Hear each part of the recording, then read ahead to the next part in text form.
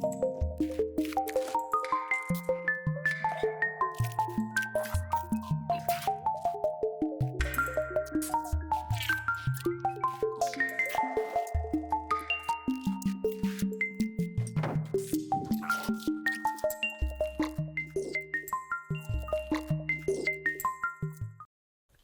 ձեզ հարգելի հեռուստադիտողներ, մենք այսօր սկսում ենք մետադարաշրջան հանրային կյանքի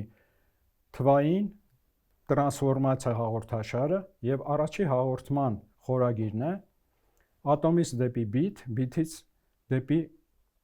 արժեք։ Այսօր աշխարհում տեղի են ունենում խորքային փոփոխություններ, որոնք համադրելի են քաղաքակրթական խորքային փոփոխությունների հետ։ Փոխվում է ամեն ինչ, ինչպես ենք մենք ստեղծում, ինչպես փոխանցում եւ գնահատում արժեքը։ Փոխվում է փողը, սեփականության կրիչը, վստահությունը։ Եվ գուցե ամենակարևորը փոխվում է ինքը մարդը։ Մենք այսօր գտնվում ենք մարդկության պատմության ամենահետաքրքիր անցումային կետերից մեկում։ Մարդկությունը դուրս է գալի Homo sapiens կենսաբանական մատրիցից եւ մոտ գործում թվային digital միջավայր։ Այս գործընթացը արդեն սկսվել է, բայց շատերը չենք պատկերացնում դրա խորության աշճանը։ Այս հաղորդաշարը նախատեսված է բոլորի համար՝ ուսանողների եւ դպրոցականների, ձեռնարկատերերի, ֆինանսական ու ոչ ֆինանսական մասնագետների, ինչպես նաեւ բոլոր մարդկանց համար, քանի որ մենք այսօր արդեն գտնվում ենք թվային միջավայրում եւ դառնում ենք մասնակից ու շահառու այդ ամբողջ գործընթացի։ Հաղորդաշարի ընթացքում մենք կանդրադառնանք մի շարք խնդիրների, թե ինչպես է աշխարհը այսքան արագ փոփոխվում, ինչու են գործարանները ավելի ցածր արժեք ունեն, քան թե թվային ակտիվները, եւ ինչու են թվային ակտիվները աստիճանաբար վերածվում տնտեսական միջավայրի անմիջական ենթակառուցվածքի։ Եվ ինչ է նշանակում առաջընթացը ու ինչ է նշանակում մետադարաշրջան։ Այս խնդիրները եկեք դիտարկենք տիեզերական մասշտաբով եւ փորձենք գնահատել տնտեսական երևույթների այս խորքային փոփոխությունները։ Արդի թվայնացումը փոխում է խաղի կանոնները եւ ընկալումը։ Տիեզերական մասշտաբներով ընդհանրապես ընդունված է երկու հիմնական մոտեցում։ Ֆիզիկոսները առաջի ստանդարտ մոդելի համաձայն ճանաչում են նյութը եւ էներգիան, իսկ տեղեկատվությունը հանդիսանում է դրանից արձանցվող երևույթ։ Բայց այս մոտեցման համաձայն հնարավոր է բացատրել միայն առերևույթ ամբողջ իրականության 5%-ը։ Մնացած 95%-ը մութ էներգիան եւ մութ նյութը մնում է գիտության համար անհասանելի։ Եվ կա երկրորդ փիլիսոփայական եռամիասնական մոդելը, որտեղ տեղեկատվությունը հանդիսանում է հավասարազոր հենք եւ միգուցե գերակա։ Այս գաղափարը ունի ոչ միայն տիեզերական, այլ խորը քաղաքական եւ տնտեսագիտական հիմք։ 20-րդ դարի խոշորագույն ֆիզիկոս Ջոն Արչիբալդ Վյուլլերը առաջարկեց մի գաղափար it from bit, որը ցնցեց ամբողջ գիտական աշխարհը։ Սա նշանակում է, որ ամեն ինչ առաջացել է տեղեկատվությունից։ Այսօր մենք գտնվում ենք մի իրականության մեջ, ըստ որի տեղեկատվությունից է առաջանում նյութական աշխարհը։ Հետագայում այս ամենը զարգացվեց։ Եթե տեղեկատվությունը այդքան կարևոր է բնության եւ տիեզերքի բացատրության համար, այն պետք է նաեւ բացատրի տնտեսական երևույթները։ Մենք դուրս ենք գալիս նյութի սահմանափակումներից եւ փորձում ենք տեղափոխվել տեղեկատվության իրականություն։ Պարզ ասած, նյութական չէ իրականությունը, այն առաջանում է տեղեկատվությունից։ Մեկ այլ ամերիկացի պրոֆեսոր Նիկոլաս Նեգրոպոնտեն իր հայտնի գրքում 1995 թվականին Being Digital արտահայտեց մի միտք, ըստ որի աշխարհը կառուցված է երկու մասնիկներից՝ ատոմներից եւ բիթերից։ Նա նշում է, որ ներկայիս դարաշրջանը դա բիթերի դարաշրջանն է։ Բիթը հանդիսանում է տեղեկատվության ամենափոքր մասնիկը, անշոշափելի է եւ տարածվում է լույսի արագությամբ, չի ճանաչում ֆիզիկական սահմանափակումներ։ Ավանդական տնտեսությունում հարստությունը չափվում է նյութական միավորներով, իսկ մետադարաշրջանում այն չափվում է բիթերով, տվյալների բազաներով, եւ այն վստահությամբ, որը ստեղծվում է բլոկչեյն կոդավորված ցանցում։ Այս տեսանկյունից եկեք տեսական ֆիզիկայի ցանցում կատարենք տնտեսական առերևույթ խնդիրներին։ Մարդկությունը հիմա գտնվում է մի հետաքրքիր խաչմերուկում, երբ վերջին տասնամյակներում երևույթներ առաջացան, ըստ որի աշխարհի ամենահարուստ ընկերությունների արժեքը ոչ թե նյութական ակտիվներն են, այլ ոչ նյութական ակտիվները, ալգորիթմները, թվային սեփականությունը, մտավոր սեփականությունը, եւ կատարվում է տրանսֆորմացիա նյութականից ոչ նյութական տիրույթ։ 2026 թվականին ոչ նյութական ակտիվները, նրանց տվյալների ամբողջական արժեքը կազմում է $97 տրիլիոն, իսկ որոշ գնահատականներով դա անցել է կվադրիլիոնից։ Այսպիսով, աշխարհում օգտագործվող ամբողջ ոչ նյութական արժեքների տեսակարարքշիռը այսօր կազմում է 58%, իսկ զարգացած երկրներում դա ավելին է՝ 70 եւ 80%։ Համեմատության համար կարող ենք նշել 1975 թվականին ամերիկյան խոշոր ընկերությունների Standard & Poor's 500 ինդեքսի համաձայն նրանց արժեքի ընդամենը 17%-ն էր ոչ նյութական ակտիվները։ Այսօր 2026 թվականին դրանք կազմում են 92%։ Այս միտումը շարունակվում է։ 2008 թվականի ֆինանսատնտեսական ճգնաժամից հետո տեղի ունեցել հետևյալը. ներդրումները ոչ նյութական ակտիվներում 4 անգամ գերազանցել են ֆիզիկական ակտիվներում ներդրումներին։ Վերջին տասնամյակում մեր աչքի առաջ ամբողջ իրականությունը փոխվեց։ Նյութական ակտիվների տեսակարարքշիռը կտրուկ բարձրացավ։ Դե եկեք մտածենք, սա պարզ վիճակագրություն է, թե խորքային վերափոխում։ Իրականում սա տնտեսական կառուցվածքային խորքային փոփոխություն է։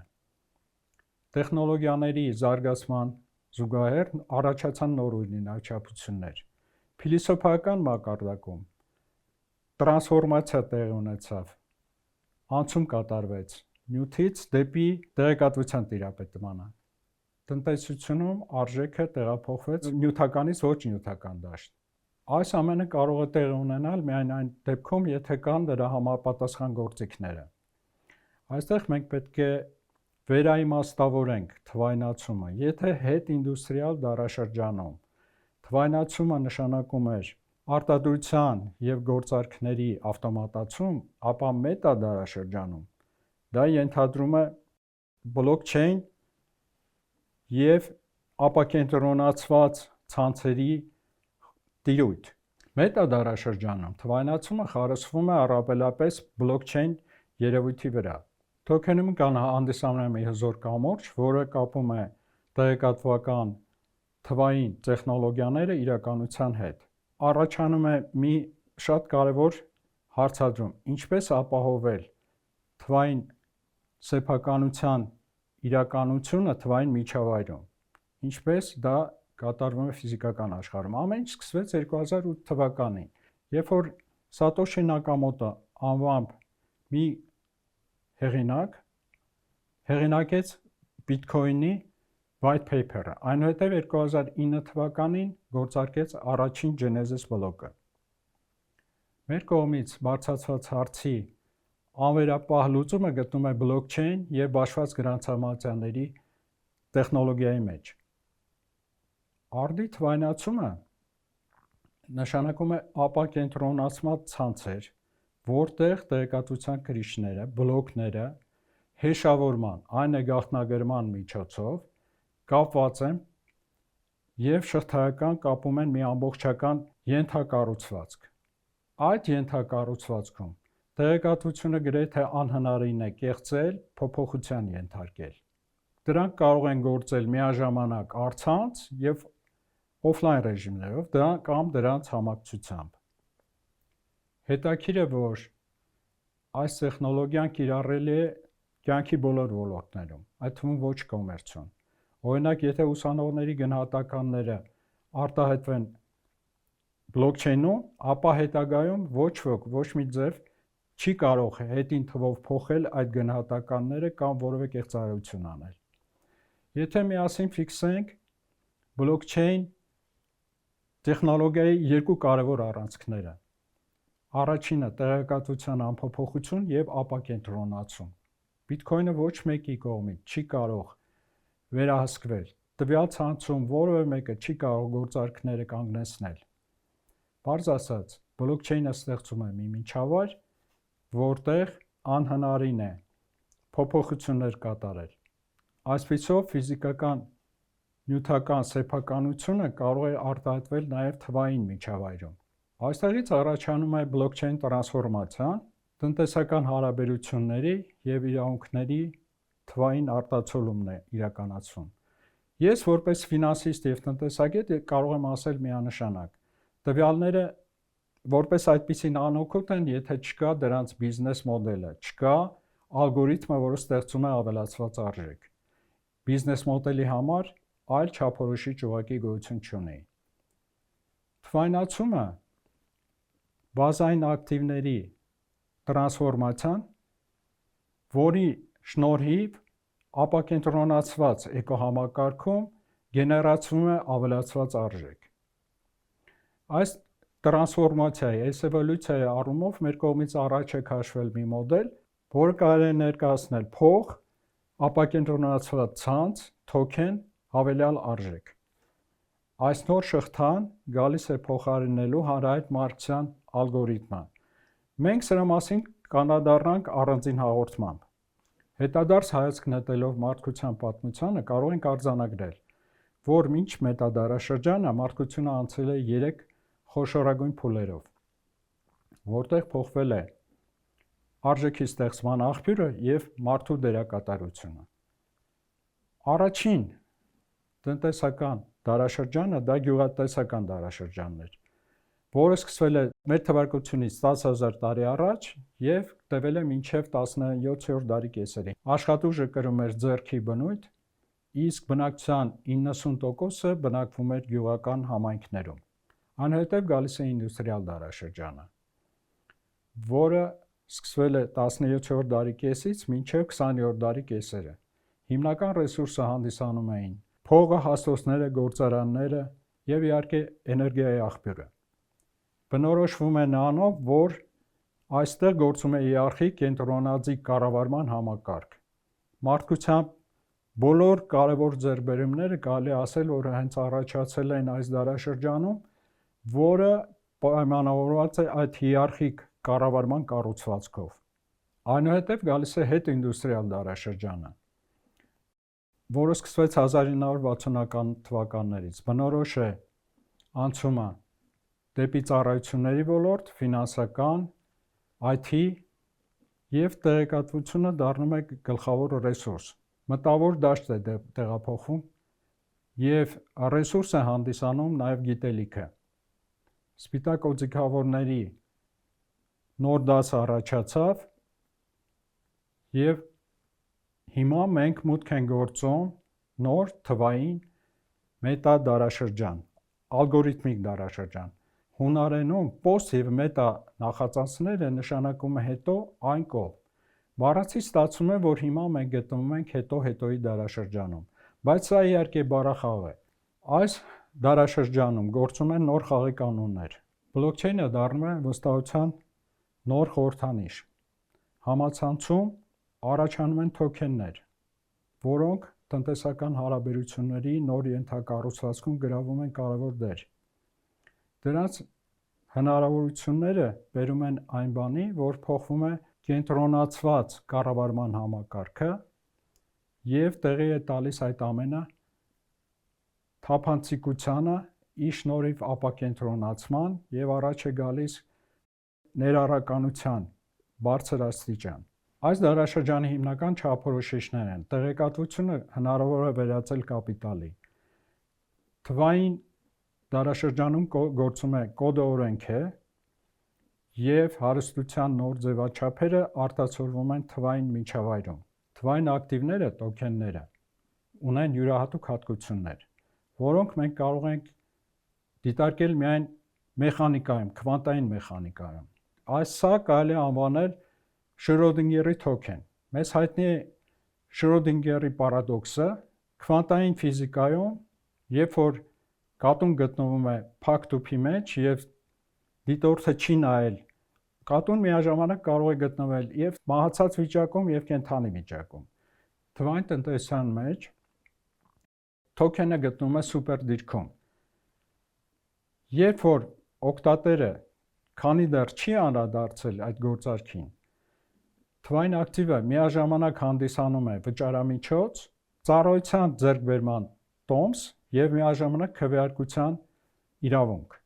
Ավանդական ֆինանսներում սա անհնարին է։ Բիթերի աշխարհում սա իրականություն է։ Դուք կարող եք ունենալ մի գործիք, որը միաժամանակ կանխիկ փող է եւ միաժամանակ հնարավորություն ծառայություններ ձեռք բերել եւ քվեարկություն իրականացնել։ Մեր կողմից ի սկզբանե խնդիր էր դրվել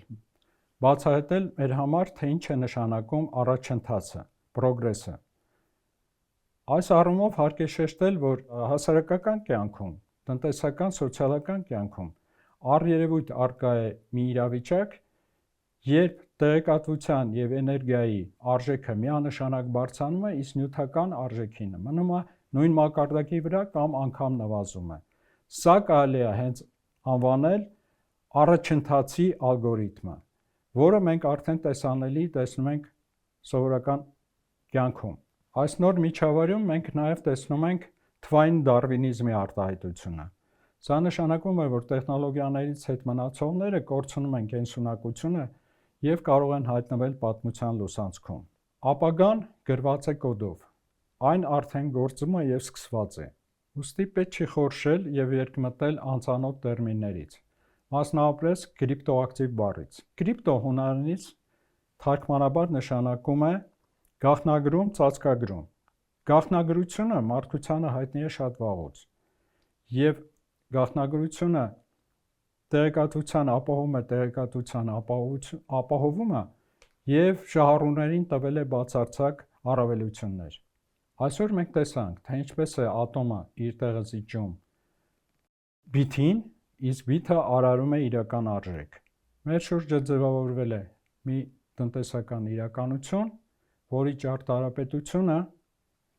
ալգորիթմներն ու թվային դարաշրջանն է։ Շնորհակալություն մետադարաշրջանին միանալու համար։ Մեր կարգախոսն է թվային խոսքի իշխանություն։ Առողջ եղեք, կհանդիպենք։